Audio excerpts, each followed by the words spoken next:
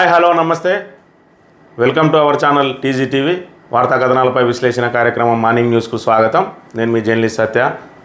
ముందుగా రాష్ట్రంలోని పరిస్థితులను కనుక పరిశీలించినట్లయితే మీడియా మొగల్గా కీర్తించబడే రామోజీరావు నిన్న అస్తమయమైనరు. ఆయనకు దేశంలోని రాజకీయ ప్రముఖులందరూ కూడా నివాళులు అర్పించిండు. నరేంద్ర మోడీ ప్రత్యేకంగా ఆయన కీర్తిని కొనియాడుతూ వ్యాసం పంపించిన అంశాన్ని మనం ఇక్కడ గమనించవచ్చు. అదేవిధంగా నిన్నటి రోజున ఢిల్లీ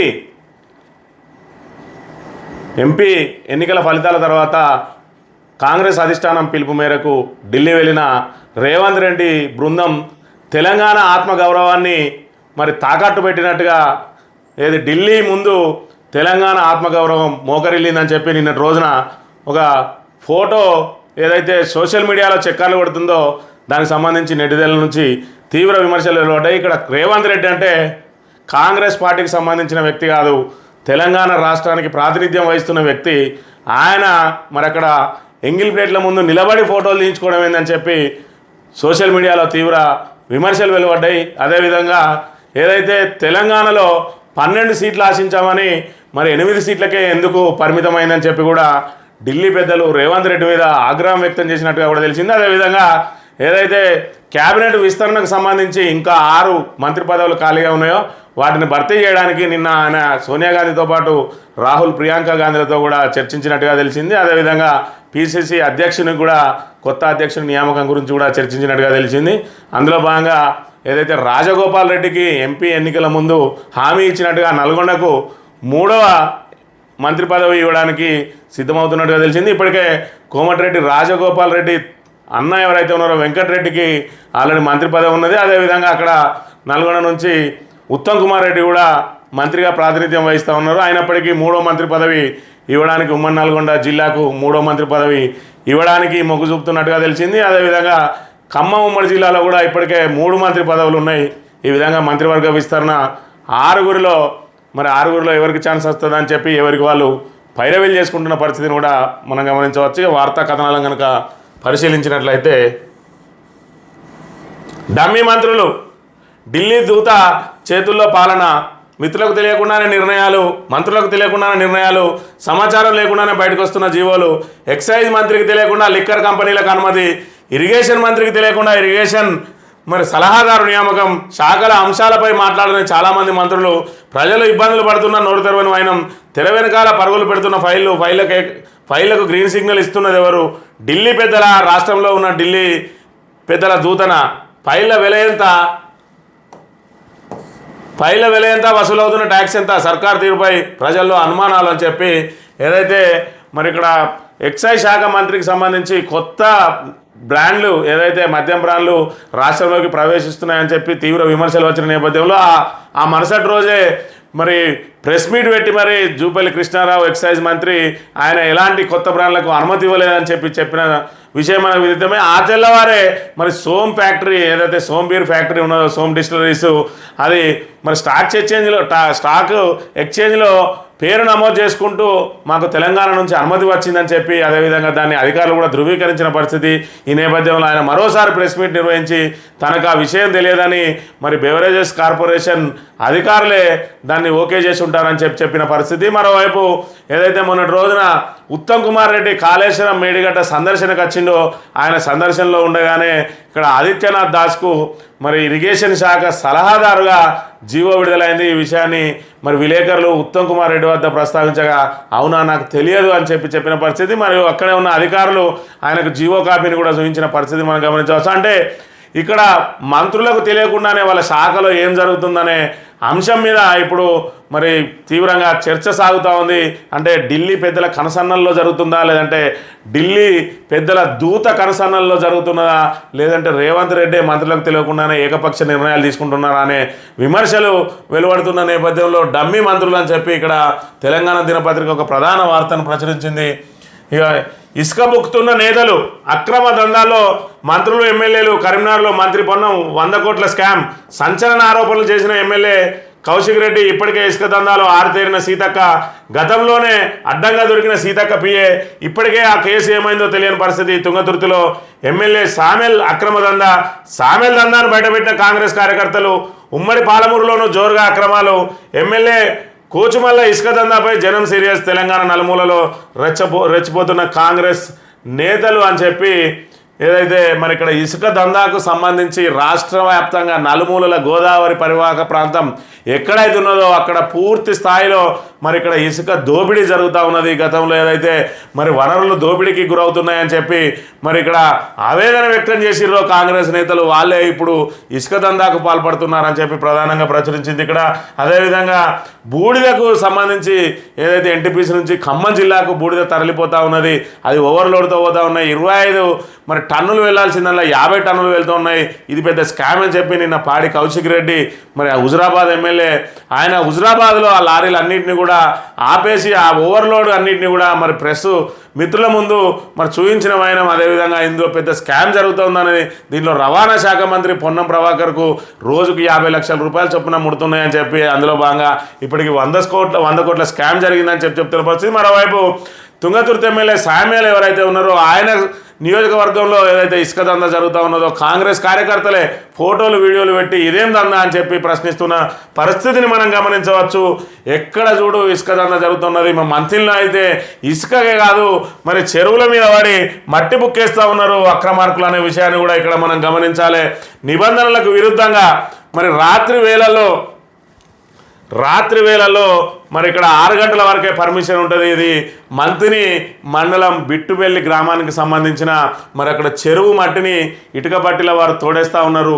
ఇక్కడ కేవలం 10,000 క్యూబిక్ మీటర్లకు ఇక్కడ కట్టేసి ఎలాంటి ట్రాన్స్పోర్ట్ పర్మిట్ లేవు, ఎలాంటి నిబంధనలు లేవు.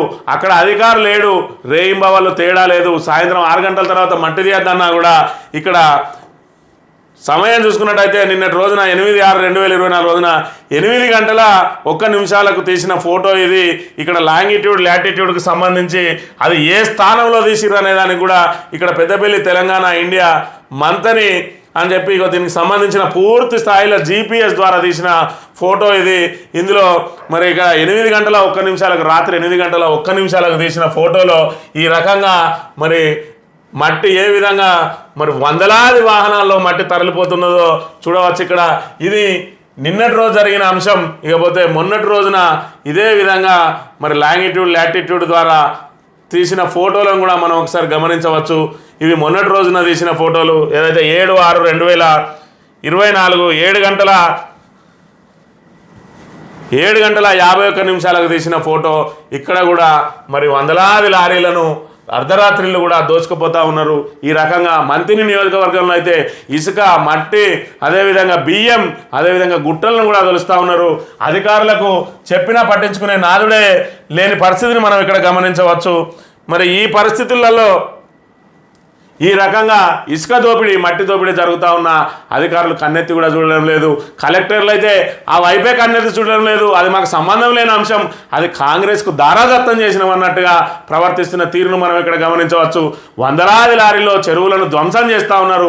మిషన్ కాకతీయ ద్వారా ఒక చక్కటి రూపురేఖలు దిద్దుకున్న చెరువులన్నీ కూడా ఇప్పుడు లొందలమయం అవుతూ ఉన్నాయి. మత్స్యకారులు కనుక రేపు వర్షం వచ్చిన తర్వాత అందులో చేపలు వేసుకున్నట్లయితే ఆ బుడుగులో మునిగిపోయే అవకాశం ఉంటుంది.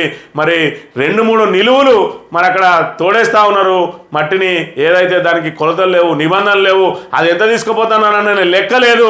ఇటు ఇరిగేషన్ అధికారులు పట్టించుకోరు, ఇటు ఆర్టీఐ అధికారులు అధిక లోడుతో వెళ్తున్నా పట్టించుకోరు, ఇటు పోలీసులు ఇక్కడ విధ్వంసం జరుగుతున్నా పట్టించుకోరు, అటు మైనింగ్ అధికారులు మరి ఇక్కడ ఏదైతే మంత్రి ఆదేశం లేని ఇటువైపు కన్నెత్తి కూడా చూడరు. ఇక జిల్లా కలెక్టర్ అయితే నాకు ఈ సంబంధమే లేదు, అది ఎవడైనా దొరకపోని అన్నట్టుగా వ్యవహరిస్తున్న తీరును మనం ఇక్కడ గమనించవచ్చు.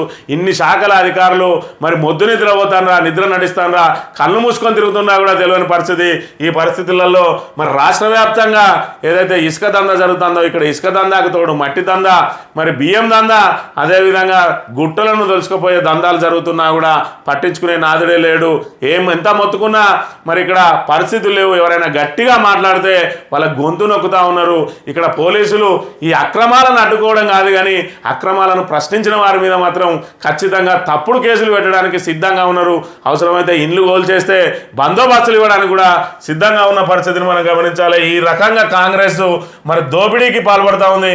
మళ్ళీ వస్తామో రామో, మళ్ళీ ఇప్పటికే 10 ఏళ్ల తర్వాత అధికారంలోకి వచ్చినాం, మళ్ళీ ఎప్పుడు అధికారంలోకి వస్తామో తెలియదనే రీతిలో వాళ్ళు ఎవరికి అందిన కాడికి అంతా దోసుకుపోతున్న పరిస్థితిని మనం ఇక్కడ గమనించవచ్చు. నీటి ఫలితాలపై కమిటీ అని చెప్పి ఏదైతే నీటు మరి ఇక్కడ ఒకే మార్కు 67 మందికి రావడం ఏంది, ఒకే సెంటర్ నుంచి 4కి 720 మార్కులు రావడం ఏందని చెప్పి దీని మీద తీవ్ర దుమారం లేస్తున్న పరిస్థితులలో నీటి ఫలితాలపై కమిటీ వేస్తామని చెప్పి ప్రకటించింది మరి విద్యాశాఖ. వారంలో నివేదిక, రిపోర్ట్ ఆధారంగా నిర్ణయం, గ్రేస్ మార్కుల్ని సమీక్షిస్తాం. ఎన్డీఏ డీజీ నీట్ ఎగ్జామ్లో స్కామ్ జరిగిందంటున్న ప్రతిపక్షాలని చెప్పి మరి నీటిలో తీవ్రమైన దుమారం లేపుతా ఉన్నది. 67 మందికి మొదటి ర్యాంక్ రావడం ఏందని చెప్పి ఇక్కడ మరి మైనస్ మార్కులు ఉన్నా కూడా 717, 18, 19 మార్కులు ఏ రకంగా వచ్చినాయి మరి అని చెప్పి ఇక్కడ అడుగుతున్న పరిస్థితి. నీట్ ఫలితాలపై అనుమానాలు, 67 మందికి బైక్పై ఎలా వచ్చినాయి, చాలామందికి టాప్ మార్కులు, గ్రేస్ మార్కులు ఎలా ఇచ్చారు, ఉన్నత స్థాయి కమిటీ వేయాలని చెప్పి మరి నిన్నటి రోజున కేటీఆర్ డిమాండ్ చేసిన పరిస్థితి. దానికి సంబంధించి కమిటీ ఏదైతే ప్రతిపక్షాలు దేశవ్యాప్తంగా ఆరోపిస్తున్న నేపథ్యంలో నీటి ఫలితాల మీద కమిటీ వేస్తామని చెప్తున్నారు. మరి కమిటీలు ఖచ్చితంగా కూలంకషంగా దాన్ని పరిశీలించి మరి ఎక్కడ తప్పు జరిగిందో చూసి అవసరమైతే నీట్ ఎగ్జామ్ను మరోసారి నిర్వహించాలని చెప్పి విద్యార్థుల తల్లిదండ్రులందరూ కూడా డిమాండ్ చేస్తూ ఉన్నారు. మరోవైపు కొంతమంది ఆయా రాష్ట్రాల్లోని కోర్టులను కూడా మరి ఆశ్రయిస్తున్న పరిస్థితిని మనం గమనించవచ్చు. నేడే మోడీ ప్రమాణ స్వీకారం, హాజరు కానున్న పలు దేశాల ప్రధానులు, ఢిల్లీలో 3 అంచెల భద్రత, రాష్ట్రపతి భవన్లో ప్రమాణోత్సవం అని చెప్పి రాష్ట్రపతి భవన్లో ప్రమాణ స్వీకారం చేయడానికి మరి ఆయా దేశాల ప్రముఖులను ఆహ్వానించిండు. ఈరోజు ప్రమాణ స్వీకారం చేయబోతా ఉన్నారు. అదేవిధంగా తెలంగాణ నుంచి 2 నుంచి 3 మంత్రి పదవులు వచ్చే అవకాశం ఉన్నది. అందులో ఒకటి కేబినెట్ హోదా, 2 సహాయ మంత్రులు వస్తాయని చెప్పి అంటా ఉన్నారు. ఇందులో మరి బీసీ సామాజిక వర్గం నుంచి ఈటెల రాజేందర్ మరి మొదటి వరుసలో దూసుకుపోతా ఉన్నారు. అదేవిధంగా కిషన్ రెడ్డి కూడా మరోసారి తన మంత్రి పదవిని నిలబెట్టుకోవాలని చెప్పి చూస్తున్న పరిస్థితి. ఏదైతే మరి బీజేపీ అధ్యక్ష పదవి ఉన్నదో అది కిషన్ రెడ్డికి ఉంచి ఈటెల రాజేందర్కి మంత్రి పదవి ఇస్తారా, లేదంటే కిషన్ రెడ్డికి మంత్రి పదవి ఇచ్చి ఈటెల రాజేందర్కు మరి అధ్యక్ష పదవి ఇస్తారా అన్న దాని మీద మరి జోరుగా చర్చ సాగుతున్న అంశాన్ని కూడా మనం ఇక్కడ గమనించవచ్చు. తెలంగాణపై బాబు పెత్తనం షురు, బాబు ఆదేశిస్తేనే రేవంత్ పాటిస్తున్నాడు. మన ప్రాజెక్టులపై ఆదిత్యదాస్ కేసులు, ఈ నియామకం రాష్ట్ర ప్రయోజనాలకు గొడ్డలు పెట్టు, ఆయన తెలంగాణ ప్రాజెక్టుల వ్యతిరేకి, కృష్ణా జలాలు తరలించకపోవడంలో కీ రోల్ అని చెప్పి ఇక్కడ మాజీ వ్యవసాయ శాఖ మంత్రి నిరంజన్ రెడ్డి ఏదైతే మరి తీవ్రమైన ఆరోపణలు చేసిండు. ఆదిత్యనాథ్ దాస్ నియామకం ఎవరైతే ఆయన మరి ఆంధ్రప్రదేశ్లో రిటైర్డ్ అయిండు ఐఏఎస్ అధికారి, ఆయన తీసుకొచ్చి నీటిపారుదల సలహాదారుగా పెట్టడంలో ఆంతర్యం ఏంటిదని చెప్పి ఇక్కడ చంద్రబాబు నాయుడు ఆదేశిస్తే రేవంత్ రెడ్డి పాటిస్తూ ఉన్నాడు. ఇక్కడ తెలంగాణకు రాబోయే రోజుల్లో తీవ్ర అన్యాయం జరగబోతా ఉన్నది. ఏదైతే కృష్ణా జలాల మీద ఆయన కోర్టులో కేసులు వేసిండు మన ఆంధ్రప్రదేశ్ తరఫున తెలంగాణ మీద, ఆయనను తీసుకొచ్చి తెలంగాణ సలహాదారులుగా ఏ విధంగా పెడతారని చెప్పి మరి తీవ్రంగా ప్రశ్నిస్తున్న పరిస్థితిని కూడా మనం ఇక్కడ గమనించవచ్చు. నమస్తే తెలంగాణ విషయానికి వస్తే, రామోజీ ఇక లేరు, అనారోగ్యంతో కన్నుమూసిన మీడియా మొగల్, 50 ఏళ్లుగా తెలుగు పత్రికా రంగంపై చెరగని ముద్ర, విభిన్న రంగాలు వ్యాపారాల్లో శిఖరాగ్రానికి పలువురు రాజకీయ సినీ రంగ ప్రముఖుల దిగ్బాంది, ఫిల్మ్ సిటీలో పార్థివ దేహం వద్ద పలువురు నివాళి, నేడు అధికారిక లాంఛనాలతో అంత్యక్రియలు అని చెప్పి ఏదైతే మరి రామోజీరావు మీడియా మొఘల్గా కీర్తించబడే రామోజీరావు నిన్నటి రోజున మరి అస్తమయమైండు. ఆయనకు మరి రాష్ట్రంలో అనే కాకుండా దేశంలోని ప్రముఖులందరూ కూడా నివాళులు అర్పించిండు. నిన్నటి రోజున ఇక్కడ బీఆర్ఎస్ వర్కింగ్ ప్రెసిడెంట్ కేటీఆర్ కూడా పూలమాల వేసి నివాళులు అర్పించిన సంగతిని మనం ఇక్కడ గమనించవచ్చు. ఎంబీబీఎస్ సీట్లకు ముప్పు, ఉమ్మడి కోట, ఈడబ్ల్యూఎస్ కోటాపై నిర్ణయం తీసుకొని రాష్ట్ర ప్రభుత్వం స్థానికత జీవో ఇవ్వకుండా కాలయాపన, 280 సీట్లు కోల్పోయే ప్రమాదం, ఇప్పటికే నీట్ ఫలితాలు విడుదల, వారంలో ర్యాంకులు వచ్చే ఛాన్స్, ఉమ్మడి కోటాకు జూన్ 2తో చెల్లు, మీనమేషాలు లెక్కిస్తున్న సర్కార్ అని చెప్పి ఏదైతే మనకు మరి 10 సంవత్సరాల పాటు ఉమ్మడి రాజధాని హైదరాబాద్ను పెట్టిండు. అదేవిధంగా విభజన అంశాల్లో భాగంగా 10 సంవత్సరాల పాటు కూడా ఇక్కడ ఎంబీబీఎస్ సీట్లు కానీ అదేవిధంగా ఇంజనీరింగ్ సీట్లలో కూడా ఉమ్మడి కోటా పెట్టిండు. స్థానికత అనేది మరి ఇక్కడ 15% సీట్లను తెలంగాణ వాళ్ళతో పాటుగా సమానంగా ఆంధ్రప్రదేశ్ వాళ్ళకు కూడా ఇచ్చిన పరిస్థితి మనం తెలిసిందే. జూన్ 2 తోటి ఆ సమయం ముగిసింది. అయినప్పటికీ కూడా ఇంకా జీవో ఇవ్వడం లేదు. స్థానికత జీవో ఇవ్వకుండా కాలయాపన చేస్తుంది సర్కారు. దాంతో సుమారు 280 ఎంబీబీఎస్ సీట్లు తెలంగాణ విద్యార్థులు కోల్పోయే ప్రమాదం ఉన్నది. ఎందుకు ఇంకా కాలయాపన చేస్తూ ఉన్నారనే అంశం ఇంకా బోధపడడం లేదు. ఆల్రెడీ నీటు ఫలితాలు విడుదలైనాయి. మరి వారం రోజుల్లో నీట్ ర్యాంకులు కూడా వెలువడే అవకాశం ఉన్నది. ఇప్పటికి కూడా జీవో జారీ చేయకపోతే ఖచ్చితంగా మరి 280 సీట్లు కోల్పోయే అవకాశం ఉన్నది. ఆంధ్రప్రదేశ్ వాళ్ళు కూడా ఈ స్థానికత కోటాలో మరి సీట్లు పొందే అవకాశం ఉండడంతో తెలంగాణ విద్యార్థులకు గండిపడే ప్రమాదం ఉన్నప్పటికీ కూడా సర్కారు ముద్రనిద్రపోతుందని చెప్పి ఇక్కడ ప్రధానంగా వార్తను ప్రచురించింది నమస్తే తెలంగాణ దినపత్రిక. అక్రమాలు జరగలేదు, 1500 మంది మార్కులను సమీక్షిస్తాం, అడ్మిషన్ ప్రక్రియపై ఎలాంటి ప్రభావం ఉండదు.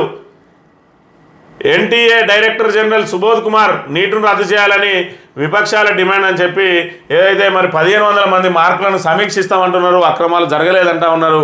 మరి 67 మందికి మరి మొదటి ర్యాంకు ఏ విధంగా వచ్చింది, బై మార్కులు ఏ విధంగా వచ్చినాయి, ఒకే సెంటర్లో ఒకే గదిలో రాసిన నలుగురికి కూడా 720 మార్కులు రావడాన్ని మరి తీవ్రంగా తప్పుపడుతున్నాయి ప్రతిపక్షాలు. దీని మీద ఖచ్చితంగా మరి నీట్ను రద్దు చేయాలని చెప్తున్న పరిస్థితులలో మరి ఇక్కడ ఈయన అక్రమాలు జరగలేదని చెప్తున్న పరిస్థితి. అదేవిధంగా 1500 మంది మార్కులను కూడా సమీక్షిస్తామని చెప్తున్న పరిస్థితి కూడా మనం ఇక్కడ గమనించవచ్చు. నేడే మోదీ ప్రమాణం, కేసీఆర్కి ఆహ్వానం, ఫోన్ చేసిన ప్రహ్లాద్ జోషి ఏదైతే మోడీ ప్రమాణ స్వీకారానికి మరి హాజరు కావాల్సిందిగా ఇక్కడ మాజీ ముఖ్యమంత్రి, తెలంగాణ తొలి ముఖ్యమంత్రి కేసీఆర్కు ఆహ్వానం అందింది. ఆయన ఇంకా వెళ్తాడా లేదా అన్న దాని మీద ఇంకా నిర్ణయం తీసుకోలేదు. ఇకపోతే ఇక్కడ ప్రధానంగా మనం ఒక అంశాన్ని గమనించాలి. ఇక్కడ తెలంగాణ మరి ముఖ్యమంత్రి, అదేవిధంగా తెలంగాణ రాష్ట్ర వ్యవహారాల కాంగ్రెస్ పార్టీ ఇన్ఛార్జ్, అదేవిధంగా నూతనంగా ఎంపికైన ఎంపీలు, అదేవిధంగా సీనియర్ మరి నాయకుడు వివేక్తో పాటు తెలంగాణకు సంబంధించిన వాళ్ళందరూ కూడా ఇక్కడ నిలబడి ఉన్నారు. సోనియా, అదేవిధంగా దిగ్విజయ్ సింగ్, మిగతా సీనియర్ నాయకుల దగ్గర నిలబడి ఫోటో దిగిన పరిస్థితి. తెలంగాణ ఆత్మ గౌరవాన్ని మరి ఇక్కడ ఢిల్లీ పెద్దల ముందు తాకట్టు పెట్టిండ్రు. ఢిల్లీ పెద్దల ముందు మోకరిల్లిండ్రు. ఇక్కడ రేవంత్ రెడ్డి అంటే కాంగ్రెస్ పార్టీ వ్యక్తిగా చూడద్దు, ఇక్కడ తెలంగాణకు ముఖ్యమంత్రి, మన తెలంగాణ ప్రజల ప్రతినిధి. మన తెలంగాణ ప్రజల ప్రతినిధి ఢిల్లీ ముందు మోకరిల్లడం ఏంటని చెప్పి నిన్నటి రోజున ఏదైతే సోషల్ మీడియాలో ఈ ఫోటోలు వచ్చినాయో ఆ ఫోటోలతోటి మరి విపరీతంగా మరి విమర్శలు వ్యక్తం చేసిరు నెటిజన్లు అందరూ కూడా.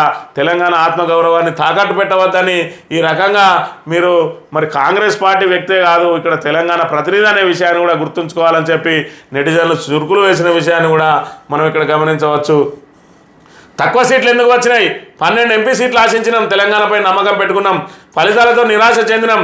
ఎంపీ రిజల్ట్స్పై రేవంత్తో సోనియా, కాంగ్రెస్ అధినేత్రితో సీఎం భేటీ, ప్రభుత్వ పనితీరుపై వివరణ, రాష్ట్ర కేబినెట్ విస్తరణ, టీపీసీసీ కొత్త చీఫ్ పైన చర్చ అని చెప్పి ఈ రకంగా ఆయన మరి ఇక్కడ ఏదైతే భేటీ అయిండు సోనియా గాంధీ గారితో. మరి ఈ రకంగా 12 సీట్లు రానందుకే ఆయనతోటి నిలబెట్టి మాట్లాడిన 12 సీట్లు కనుక వచ్చుంటే మరి పక్కన సీట్ వేసి గౌరవించేవారు. మరి ఏదైతే మేము ఆశించిన ఫలితాలు రాలేదు అని చెప్పి ఈ రకంగా మరి తెలంగాణ ముఖ్యమంత్రిని, అదేవిధంగా తెలంగాణ ఎంపీలను, ప్రతినిధి బృందాలను అవమానించిన విషయంపై మరి ఇక్కడ తెలంగాణ ప్రజలు కూడా తీవ్ర ఆగ్రహంగా ఉన్న విషయాన్ని మనం ఇక్కడ గమనించాలి. ఫ్లై యాష్ కుంభకోణం, రోజుకు 50 లక్షలు స్వాహా, ఇప్పటివరకు మంత్రి పొన్నం జేబులోకి 100 కోట్లు అని చెప్పి నిన్న రోజున మరి హుజురాబాద్ దగ్గర లారీలను అన్నీ ఆపి కూడా పాడి కౌశిక్ రెడ్డి తీవ్ర ఆరోపణలు చేసిన పరిస్థితిని మనం గమనించవచ్చు. ఇక ప్రాజెక్టులు అడ్డుకున్న అధికారికి అందలమా, ఇది తెలంగాణ నీటి హక్కులకు గొడ్డలు పెట్టు అని చెప్పి ఆదిత్యనాథ్ దాస్కి ఇచ్చిన అంశం మీద తీవ్రంగా విమర్శలు చేసిండు మన నిరంజన్ రెడ్డి. ఏదైతే మరి వ్యవసాయ శాఖ మాజీ మంత్రి ఉన్నాడో ఆయన ఏదైతే ఆదిత్యనాథ్ దాస్కి ఎట్లా ఇస్తారని చెప్పి ప్రశ్నిస్తున్న పరిస్థితి.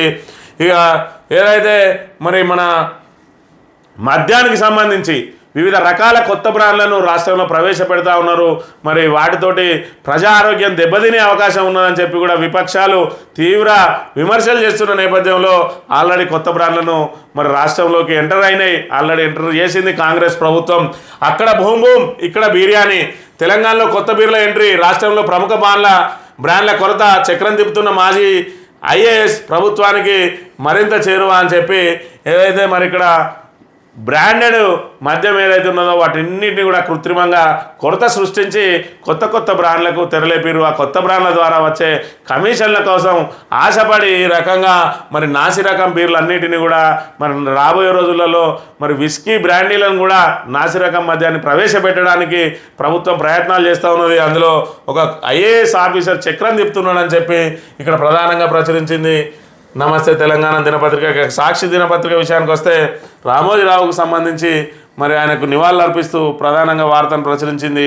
ఇక విపక్ష నేతగా రాహుల్, సిడబ్ల్యూసి ఏకగ్రీవ తీర్మానం, సమయం కావాలన్న అగ్రనేత, ఫలితాలు మోడీకి నైతిక ఓటమి, మరో తీర్మానానికి ఏకగ్రీవ ఆమోదం, కాంగ్రెస్ బల ప్రదర్శన బాగుందంటూ కితాబు, రాణించిన రాష్ట్రాల్లో దిద్దుబాటుకు కమిటీలు అని చెప్పి మరి విపక్ష నేతగా రాహుల్ గాంధీని ఎన్నుకోవడానికి నిన్న ఇండియా పక్షాలన్నీ కూడా సమావేశమైనప్పటికీ కూడా రాహుల్ టైం కావాలని అడిగిన పరిస్థితి. ఈయన ఇప్పటికి కూడా మరి అటు కాంగ్రెస్ పార్టీ పగ్గాలు కానీ ఇటు విపక్ష నేతగా పగ్గాలు కానీ స్వీకరించడానికి మాత్రం ఆయన సుముఖంగా లేనట్టు మనం ఇక్కడ గమనించవచ్చు. ఇక రాయ్బరేలీకే రాహుల్ మొగ్గు అని చెప్పి వయనాడు అదేవిధంగా రాయ్బరేలీలో రెండిట్లో పోటీ చేసి రెండిట్లో విజయం సాధించిన రాహుల్ గాంధీ కేరళలో తన సీట్ను వదులుకొని రాయ్బరేలీ వైపే మొగ్గు చూపుతున్నట్టుగా తెలుస్తూ ఉన్నది. ఏదైతే మరి ఎంపీగా ఎన్నికైన తర్వాత 14 రోజుల్లోపు మరి ఏదో ఒక స్థానానికి రాజీనామా చేయాలి. ఆ 14 రోజుల్లోపు కనుక చేయని పక్షంలో మరి 2 స్థానాలు కూడా గల్లంతయ్యే అవకాశం ఉంటాయి. కాబట్టి ఆయన రాయ్బరేలీ నుంచుకొని వయనాడును రాజీనామా చేయనున్నట్టు ధృవీకరించిన అంశాన్ని మనం ఇక్కడ గమనించవచ్చు. ఇక కర్ణాటక ఫార్ములా, టీపీసీసీ పగ్గాల కోసం రాష్ట్ర కాంగ్రెస్లో తీవ్ర పోటీ నెలకొంది. పార్టీ పట్ల విధేయత, సీనియారిటీతో పాటు విపక్షాలను ధీటుగా ఎదుర్కోగలిగిన సామర్థ్యం, అధికారంలో ఉన్న పార్టీని సమన్వయంతో నడిపించగలిగిన నేత కోసం కాంగ్రెస్ అధిష్టానం అన్వేషిస్తున్నట్టు తెలిసింది. కర్ణాటక ఫార్ములాను తెలంగాణలో అమలు చేసే అంశాన్ని కూడా ఢిల్లీ పెద్దలు సీరియస్గానే పరిశీలిస్తున్నట్టు సమాచారం. అన్ని కోణాల్లో కసరత్తు పూర్తి చేసి నెలాఖరుకల్లా టీపీసీసీ కొత్త అధ్యక్షుడిని ప్రకటించాలని భావిస్తున్నట్టు తెలిసింది. ఏదైతే కర్ణాటక ఫార్ములా ఏదైతే ఉన్నదో, కర్ణాటక ఫార్ములా అంటే అక్కడ డీకే శివకుమార్ మరి ముఖ్యమంత్రి పదవి కోసం తీవ్రంగా ప్రయత్నాలు చేసిండు. ఈ నేపథ్యంలో అక్కడ ఆయనకు ఇవ్వకపోతే మరి ఆ స్థానంలో ఆయనకు డిప్యూటీ సీఎంతో పాటు పీసీసీ అధ్యక్ష పదవి ఇచ్చిండు. అదే రకంగా బట్టి విక్రమార్క కూడా ఇక్కడ తీవ్రంగా సీఎం కోసం పోటీ పడ్డాడు. కాబట్టి ఆయనకు మరి పీసీసీ పదవి ఏదైతే డిప్యూటీ సీఎం పదవి ఆల్రెడీ ఉన్నది కాబట్టి పీసీసీ కూడా ఆయనకి కట్టబెట్టాలని చెప్పి మరి ప్రయత్నిస్తున్నట్టుగా సమాచారం. అదే జరిగినట్టయితే ఖచ్చితంగా డిప్యూటీ సీఎం రెండో పవర్ సెంటర్గా తయారవుతాడని చెప్పి ఇక్కడ సాక్షి దినపత్రిక రాసిన పరిస్థితిని మనం ఇక్కడ గమనించవచ్చు. నీట్పై ఉన్నత స్థాయి కమిటీ, జాతీయ అర్హత ప్రవేశ పరీక్ష, అండర్ గ్రాడ్యుయేట్ వైద్య విద్య ప్రవేశ పరీక్షలో పెద్ద ఎత్తున అవకతవకలు జరిగినట్టు ఆరోపణలు వస్తున్నాయి. అందుకే నీట్ 2024 రద్దు చేసి మళ్ళీ నిర్వహించాలన్న డిమాండ్లు వెలువెత్తున్నాయి. ఈ నేపథ్యంలో 1500 మందికి పైగా విద్యార్థులకు కేటాయించిన గ్రేస్ మార్కులపై పునఃసమీక్ష చేయడానికి విద్యాశాఖ ఉన్నత స్థాయి కమిటీని నియమించిందని చెప్పి మరి నీటును రద్దు చేయకున్న కమిటీని మాత్రం వేసి దాని మీద సమీక్ష జరపనున్నట్టుగా చెప్తా ఉన్నది విద్యాశాఖ. ఇక ఆంధ్రజ్యోతి దినపత్రిక విషయానికి వస్తే అక్షర యోధుడి అస్తమయం అని చెప్పి రామోజీరావు ఏదైతే ఉన్నాడో రామోజీరావుకు సంబంధించి మరి నివాళులు అర్పిస్తూ వార్తను ప్రచురించింది. ఇక తెలుగు రాష్ట్రాలకు 6 కేంద్ర మంత్రివర్గంలో పదవులు, టీడీపీకి 3, బీజేపీకి 3, జనసేనకు 1 అని చెప్పి మరి తెలుగు రాష్ట్రాలకు సంబంధించి అంటే ఉమ్మడి ఆంధ్రప్రదేశ్, తెలంగాణ, ఆంధ్రప్రదేశ్, ఏపీలకు మరి ఏపీలో టీడీపీకి 3, మరి జనసేనకు 1, 4, అదేవిధంగా బీజేపీకి 1 ఇస్తే 5 పోతాయి, ఇంకొక 2 మరి ఇక్కడ తెలంగాణకి ఇచ్చే అవకాశం ఉన్నదని చెప్పి ప్రధానంగా వార్తను ప్రచురించింది. రామ్మోహన్ నాయుడు, పెమ్మసాని చంద్రశేఖర్, వేమిరెడ్డి ప్రభాకర్ రెడ్డి, బాలశౌరి, పురంధేశ్వరి, ఈటల బండి లేదా డీకే అరుణకు ఛాన్స్ అని చెప్పి, కిషన్ రెడ్డి పదవిపై సందిగ్ధత, పార్టీ జాతీయ ప్రధాన కార్యదర్శిగా నియామకం, మంత్రివర్గంపై అర్ధరాత్రి దాకా మోడీ కసరత్తు, విపక్షాలకు ఇచ్చే పదవులపై స్పష్టత అని చెప్పి ఏదైతే ఆంధ్రలో రామ్మోహన్ నాయుడు, పెమ్మసాని చంద్రశేఖర్, వేమిరెడ్డి ప్రభాకర్ రెడ్డిలకు అదేవిధంగా బాలశౌరి, పురంధేశ్వరులకు మరి ఇక్కడ మంత్రి పదవులు వస్తాయని చెప్పి, అదేవిధంగా తెలంగాణలో ఈటలకు ఆల్రెడీ డిసైడ్ అయిందని రెండో పదవిని బండి లేకపోతే డీకే అరుణకు ఛాన్స్ ఉన్నదని చెప్పి ఇక్కడ ప్రధానంగా ప్రచురించింది ఆంధ్రజ్యోతి దినపత్రిక. ఇక మోడీ ప్రమాణానికి అసాధారణ భద్రత, ఢిల్లీలో హై అలర్ట్, డ్రోన్ సంచారం నిషేధం, నేడు ప్రమాణ స్వీకార వేదిక, రాష్ట్రపతి భవన్ పరిసరాలు ఎన్ఎస్జీ ఆధీనంలోకి, G20 తర్వాత మళ్ళీ ఆ స్థాయి ఉక్కు రక్షణ, ఇప్పటికే ఢిల్లీకి దక్షిణాసియా దేశాధినేతలు అని చెప్పి ఇక్కడ మోడీ ప్రమాణ స్వీకారానికి వివిధ దేశాల నుంచి, పశ్చిమాసియా దేశాల నుంచి మరి ప్రముఖులందరూ హాజరవుతున్నారు. కాబట్టి అసాధారణ భద్రతా చర్యలు చేపట్టి నువ్వు ఏదైతే G20 సదస్సు జరిగిందో ఆ సదస్సుకు ఏర్పాటు చేసిన భద్రత స్థాయిలో మళ్ళీ తిరిగి భద్రత నిర్వహిస్తున్నారని చెప్తున్న పరిస్థితి. ఇకపోతే నిన్నటి రోజున ఏదైతే తృణమూల్ కాంగ్రెస్ అధినేత్రి మమతా బెనర్జీ ఉన్నారో ఆమె మరి మోదీ ప్రభుత్వం ఏర్పడబోయే ఎన్డీఏ ప్రభుత్వం మీద తీవ్ర వ్యాఖ్యలు, సంచలన వ్యాఖ్యలు చేసింది. ఏమో మోదీ సర్కార్ 15 రోజుల్లో కూలిపోవచ్చు, కేంద్రంలో త్వరలో ఇండియా సర్కార్ ప్రమాణానికి పిలిచినా వెళ్ళేది లేదంటున్న మమత, మోదీ సర్కారు 15 రోజులలోనే కూలిపోవచ్చు అని చెప్పి ఆమె ఆశాభావం వ్యక్తం చేస్తున్న పరిస్థితి. ఎందుకంటే మరి ఇండియా కూటమి తరఫున నితీష్ కుమార్కు ప్రధానిగా మేము అవకాశం కల్పిస్తామని పిలిచినామని చెప్పి కూడా ఇండియా కూటమిలోని ఒక నేత వ్యాఖ్యానించిన నేపథ్యంలో మరి అందులో నుంచి ఏదైనా లుకలుకలు ఏర్పడకపోతాయా, దాన్ని మేము అవకాశంగా తీసుకోలేకపోతామా అని చెప్పి ప్రయత్నిస్తున్న పరిస్థితి. మరోవైపు 234 స్థానాలున్న ఇండియా కూటమే మరి దాన్ని కూల్చడానికి ప్రయత్నం చేస్తే 292 మరి స్థానాలున్న ఎన్డీఏ కూటమి మరి ఇండియా కూటమిని చీల్చడానికి వారి ప్రయత్నం వారు చేస్తారనే విషయాన్ని కూడా మనం ఇక్కడ గమనించాలి. లేకపోతే ఈనాడు దినపత్రిక విషయానికి వస్తే, పనిచేస్తూనే ఒరిగిపోయిన రాజర్షి, 9 దశాబ్దాల జీవితంలో 60 ఏళ్లకు పైగా ప్రజలతో కలిసి నడిచిన కృషివరళి ప్రయాణం కాలం గుండెపై పచ్చబొట్టు పడిచింది. రామోజీరావు మరణంతో తెలుగు జాతి చరిత్రలో ఒక శకం ముగిసిందని చెప్పి రామోజీరావుకు సంబంధించి మరి ఘన నివాళులు అర్పిస్తూ ఈనాడు దినపత్రిక ఒక ప్రధాన వార్తను ప్రచురించింది. అవిశ్రాంత యోధుడి మహాభినిష్క్రమణం అని చెప్పి తెలుగువారి ఆత్మబంధువు రామోజీరావు ఇక లేరు అని చెప్పి మరి రామోజీరావు ఏదైతే మీడియా మొగలుగా కీర్తించబడే రామోజీరావుకు నివాళులు అర్పిస్తూ తన సొంత పత్రిక ప్రధానంగా వార్తను ప్రచురించింది. కీలక శాఖలు కమలం వద్దే, కేంద్ర మంత్రివర్గం కూర్పుపై ముమ్మర కసరత్తు, మిత్రపక్షాలతో సీనియర్ నేతల మంతనాలు, కూటమి పార్టీలకు 5 నుంచి 8 శాఖలు కేటాయిస్తారని సమాచారం.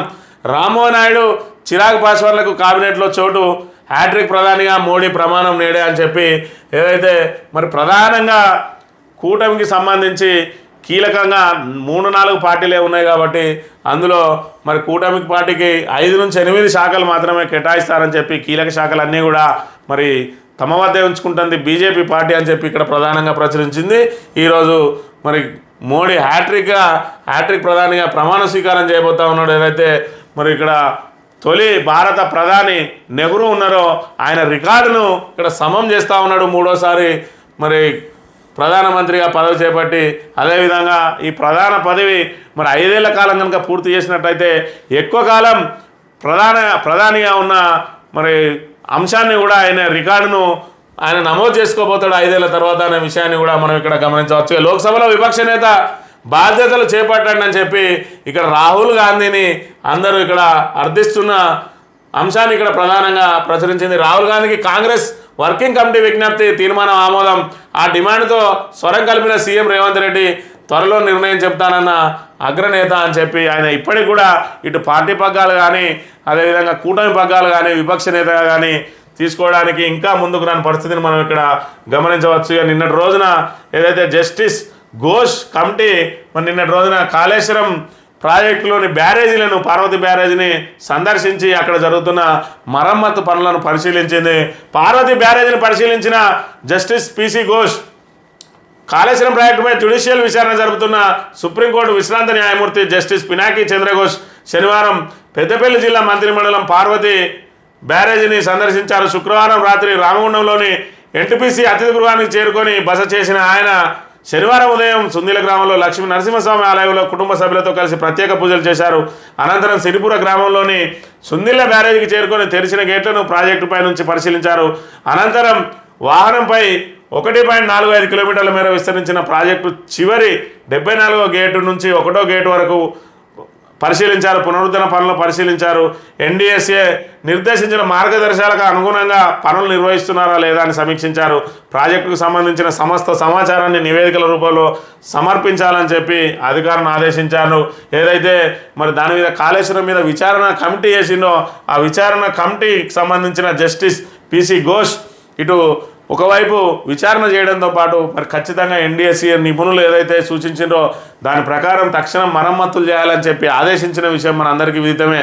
ఆయన ఆదేశాలతోటే ఈరోజు ఇక్కడ కాళేశ్వరం ప్రాజెక్టు మరమ్మతులు మరి ఇక్కడ చురుగ్గా సాగుతున్నాయి. ఇప్పటికే ఎప్పుడో మరమ్మతులు కావాలి, ఆఖరికి పునరుద్ధరణ పనులు కూడా పూర్తయ్యేది వాళ్ళు కనుక ముందే చేసినట్టు అంటే కాళేశ్వరం మీద మరి కాంగ్రెస్ సర్కార్ ఏదైతే మరి విషం కక్కుతూ దాన్ని ఎండబెట్టిందో దాని ఫలితంగానే ఇప్పటికీ ఇంకా మరి కాళేశ్వరం పనులు పూర్తి కాని పరిస్థితి. మరోవైపు జూన్ వచ్చింది, వర్షాలు రాబోతూ ఉన్నాయి, మరి వరదలలో మరమ్మత్తు పనులు ఏ రకంగా జరుగుతాయని చెప్పి మరి ప్రజలు కూడా ఎక్కడ వాళ్ళు అక్కడ బావులు తవ్వుకుంటున్న పరిస్థితి. ఎందుకంటే ఎండాకాలంలోనే మరి రబీలో తమకు పూర్తి స్థాయిలో నీరు అందలేదు, ఇక్కడ మరి ఖరీఫ్లో కూడా నీరు అందుతాయో లేదని మరి పూడికలు తీసుకుంటున్న పరిస్థితి బాయిలకు, అదేవిధంగా కొత్తగా బోర్లు వేసుకుంటున్న పరిస్థితి. ఈ నేపథ్యంలో మరమ్మతులను త్వరగా చేపట్టాలని చెప్పి ఇక్కడ జస్టిస్ పిసి ఘోష్ ఆదేశించిన అంశాన్ని కూడా మనం ఇక్కడ గమనించవచ్చు. లేకపోతే ఇక్కడ ప్రధానంగా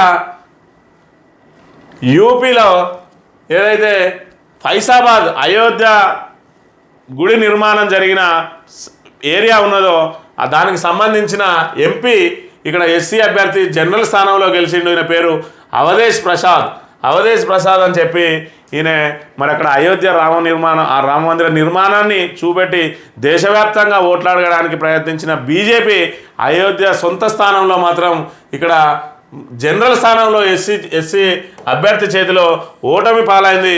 ఇక్కడ భారతదేశంలో అద్భుతమైన విజయం ఇతనిదే.